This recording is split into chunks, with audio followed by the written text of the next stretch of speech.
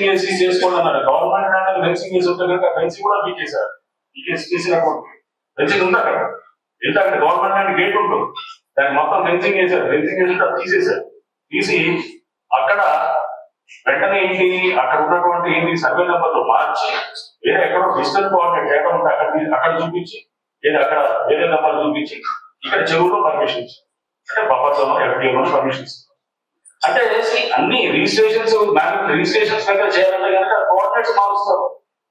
Coordinates మారుతారు అంటే ఒక ఏజెన్సీ దగ్గరే కాదు, ముందు వ్యవస్థలు పనిచేయాలి, సిస్టమ్స్ ఆఫ్ వర్క్. అంతేగాని ముందు రిజిస్ట్రేషన్ దగ్గర మనం ప్రొహిబిట్ చేస్తే కనుక కాదు. ఎవరు కోఆర్డినేట్స్ అక్కడ మారుస్తారు, చేసినప్పుడు పర్మిషన్ ఆర్డర్ తీసుకుంటారు, కట్టేది ఇక్కడ కడతారు, గవర్నమెంట్ ల్యాండ్ లో కడతారు.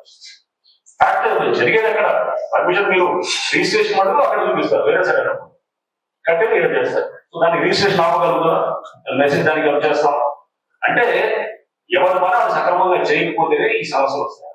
ఇది చేయడానికి ఒక ప్రయత్నం ప్రభుత్వం తీసుకున్నటువంటిది. ఇది ముఖ్యమంత్రి గారు చాలా స్పష్టంగా దీన్ని మనం ఏంటంటే ఒక స్ట్రీమ్ లైన్ తీసేటువంటి విధానం కానీ, ఎస్పెషల్లీ గవర్నమెంట్ ల్యాండ్స్ ఎన్ని వేలాది ఎకరాలు మొత్తం కూడా ఆక్రమించు.